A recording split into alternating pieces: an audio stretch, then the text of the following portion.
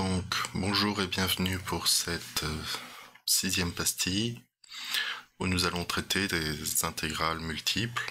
Le cas général, c'est celui-là, c'est le cas où on souhaite intégrer une grandeur, une fonction de x, y, par exemple en 2 dimensions, ou de x, y, z en 3 dimensions, suivant tout un ensemble d'intégrations. Donc, cette fonction, elle peut être scalaire ou vectorielle. Et globalement, donc on va chercher à se retrouver dans le cas où i, x, y, z peut s'écrire sous la forme d'une fonction de x multipliée par une fonction de y. Donc de décomposer la fonction en un produit de fonctions des différentes variables. Donc c'est quelque chose qu'on arrive pratiquement toujours à faire en sciences industrielles. Donc, les propriétés importantes, si les bandes d'intégration ne dépendent pas des variables d'intégration, alors on peut intervertir, ici c'est le cas, on peut intervertir les intégrales. Bien sûr, ça veut dire que, dans le cas contraire, on a notre ordre d'intégration qui est bloqué. Là, on a bien une fonction de x qu'on va pouvoir intégrer. Alors, comment ça se passe? C'est le principe des poupées gigognes, des poupées russes. Les intégrales sont contenues les unes dans les autres.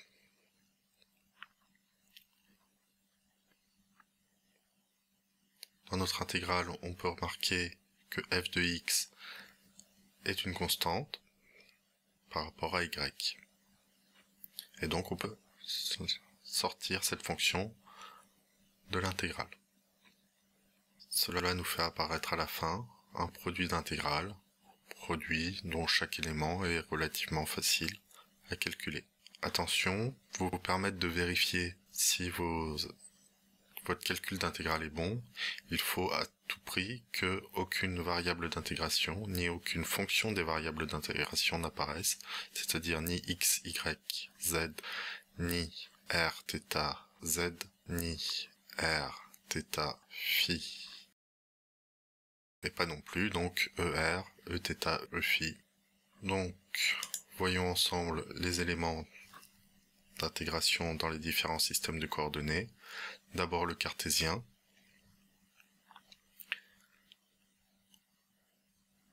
En cartésien, on a donc m égale xex plus yey plus zez.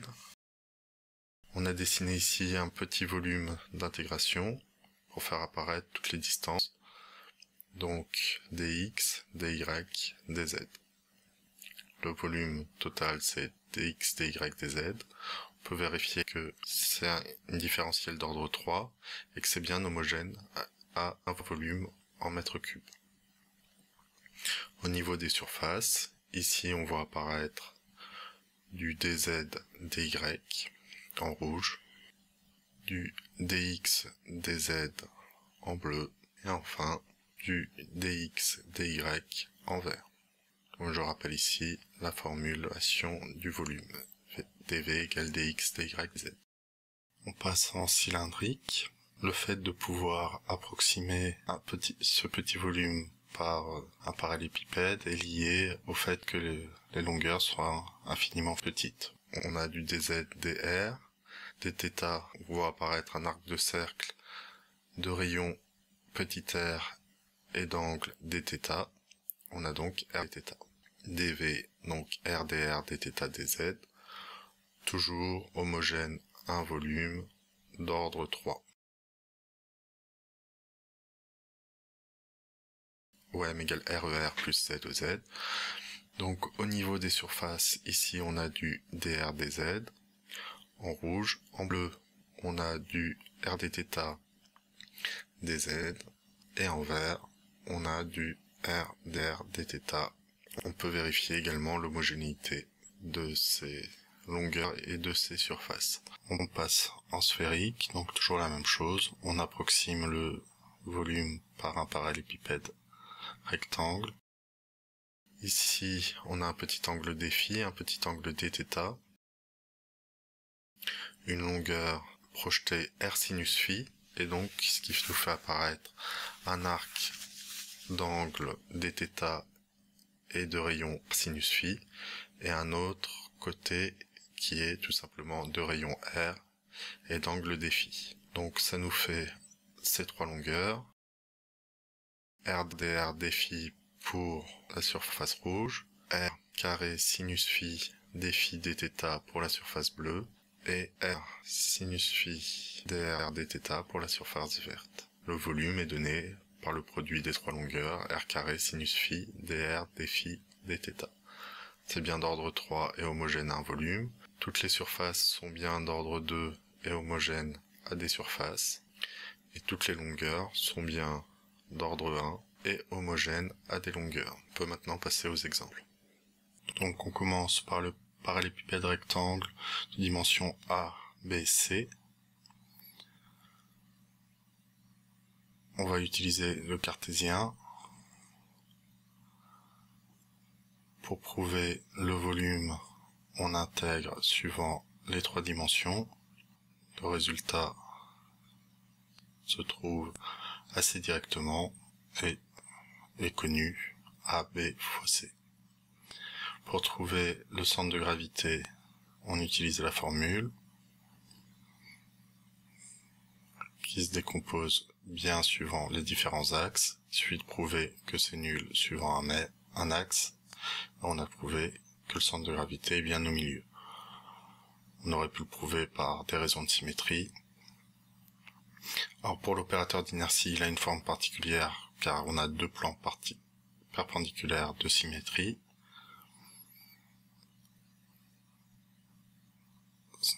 Si on regarde un petit peu l'intégrale d'un des termes, on fait apparaître un cube.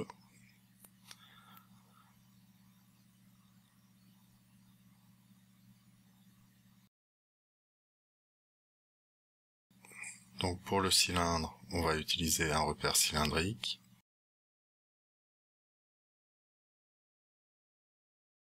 Donc on intègre le volume et à la fin on trouve l'aire de la base fois la hauteur. Alors toujours par raison de symétrie, on pourrait conclure directement sur le centre de gravité qui se situe à mi-hauteur. Alors pourquoi l'intégrale de r dθ est nulle? Pour prouver ça, il suffit de projeter dans un repère fixe et en intégrant on fait apparaître des intégrales de cosinus et de sinus. Alors comme il y a un axe de révolution, on a une forme particulière de l'opérateur d'inertie.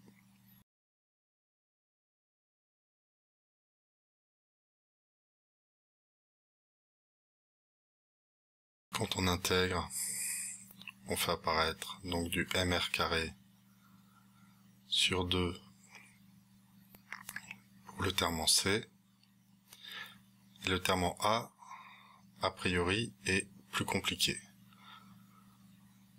Donc, il faut utiliser la formule pour linéariser le cosinus carré. Mais, on peut remarquer que a plus b est égal à 2a, et qu'on obtient c plus 2 fois l'intégrale de z carré.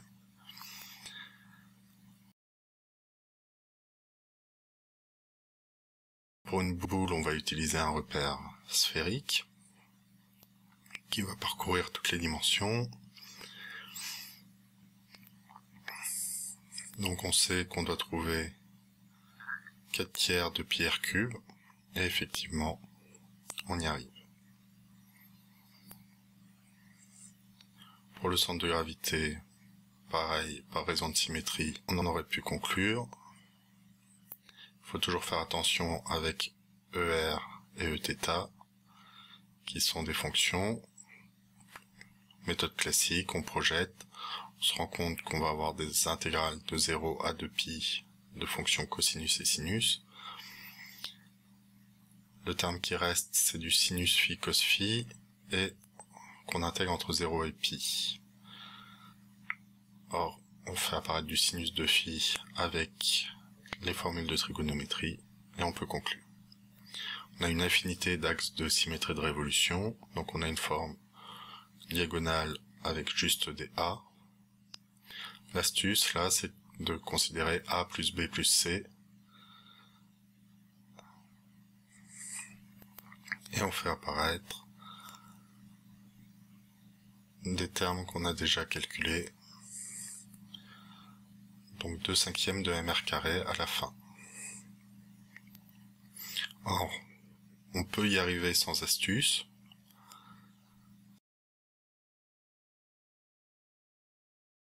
C'est un peu plus compliqué, puisqu'on fait apparaître du sinus cube de phi des phi. Et pour résoudre le sinus cube de phi des phi, il faut faire un petit changement de variable.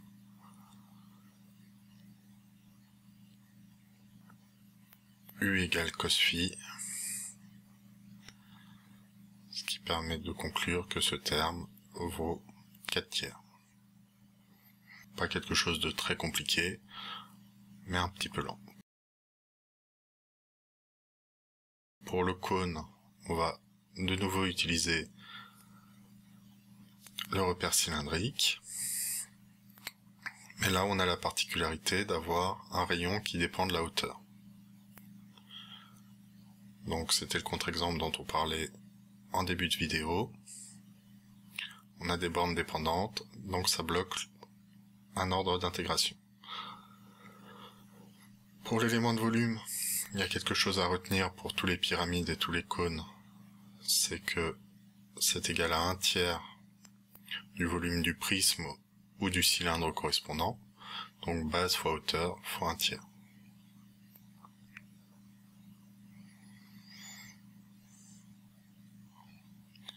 Pour le centre de gravité, pour une fois, on ne pouvait pas conclure uniquement avec les symétries. Les symétries nous permettent juste de dire ce qu'on retrouve relativement facilement, que le centre de gravité va être porté par EZ. Et on trouve qu'il se trouve à 3/4 du sommet, soit à 1/4 de la base. 1/4 de la hauteur de la base. Vu la forme de solide de révolution, on a un opérateur d'inertie de la forme AAC. Toujours la même petite astuce, A plus B est égal à 2A, qui permet de faire une séparation entre le calcul de C et le calcul de l'intégrale de Z carré. Donc pour le calcul de C, on fait apparaître 3/10 de mr carré. Et donc, ce qui nous reste à calculer, l'intégrale des Z carré dm.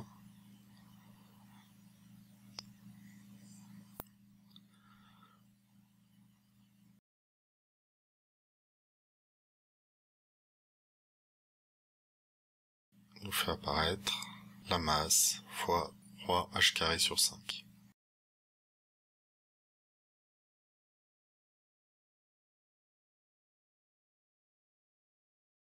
Pour le disque, on passe en 2 dimensions. Donc là, on utilise un repère cylindrique ou polaire, puisqu'on est passé en seulement un plan. Ici, ρ va correspondre à une masse surfacique. Donc, l'élément de surface totale, c'est l'aire du disque. Par raison de symétrie, on aurait pu très rapidement conclure sur le centre de gravité. On fait apparaître que des termes qu'on a déjà calculés avant.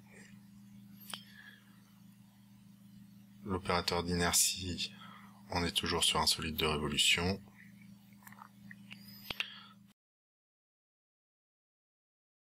Toujours la même petite astuce, sauf que cette fois Z est nul. Donc on a quelque chose du type C sur 2, C sur 2, C. Donc il suffit de calculer juste le terme en C. Et on fait apparaître du mr carré sur 2. Et donc, ce qui est cohérent avec un opérateur d'inertie d'un cylindre tel que la hauteur tendrait vers 0. Cylindre creux, on est encore en 2 dimensions, sauf que cette fois, on se met en cylindrique avec R qui ne varie pas. Pour calculer la surface, c'est simplement le latéral, donc périmètre d'un cercle fois hauteur. Le centre de gravité, il est toujours au milieu. On fait apparaître que des termes qu'on a déjà calculés.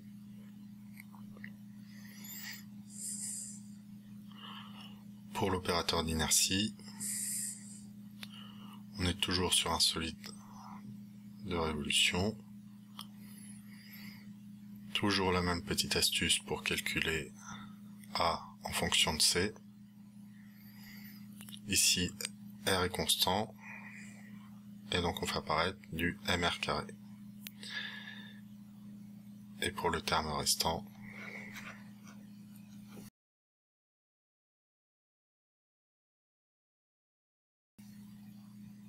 il ne reste plus que du mh carré sur 12.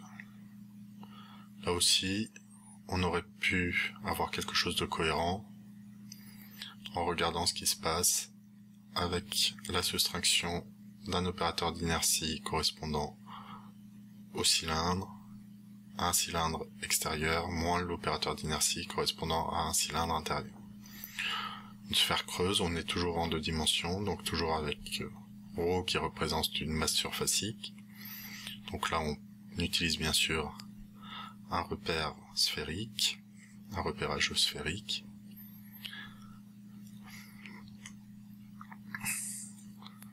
La surface d'une sphère, on peut prouver que ça fait 4pi r carré, qui est lié à la notion d'angle solide, c'est-à-dire la généralisation en 3D de la notion d'angle. Le centre de gravité, il est toujours au centre. On peut le prouver comme d'habitude, en faisant des projections.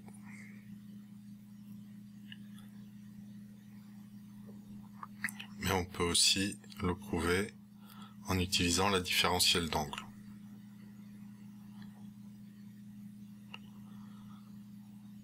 Le sinus phi cos phi, on l'avait déjà vu, de moyenne nulle sur 0 pi.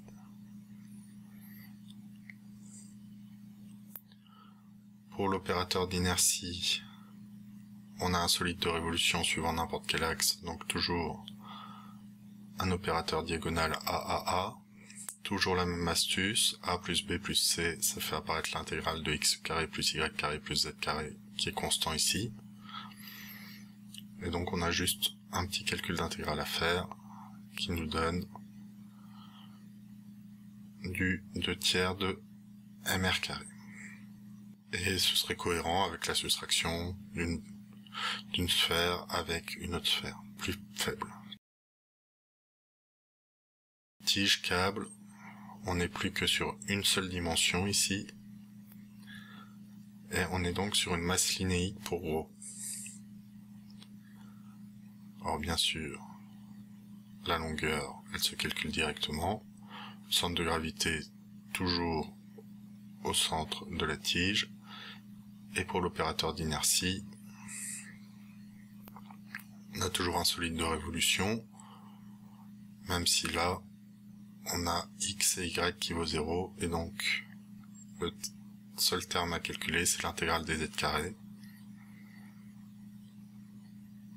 Et on fait apparaître du mh carré sur 12, ce qui est cohérent avec un cylindre.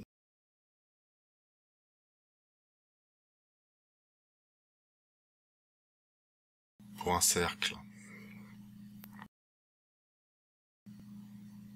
on va se mettre en polaire, toujours ρ masse linéique. On fait apparaître le périmètre d'un cercle quand on intègre. Pour la position du centre de gravité au centre du cercle, sans surprise, c'est l'occasion de réutiliser cette notion de primitive d'angle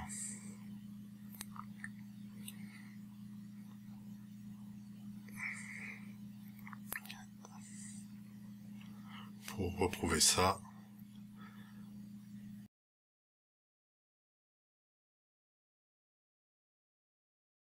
pour l'opérateur d'inertie, on a du C sur 2C sur 2C.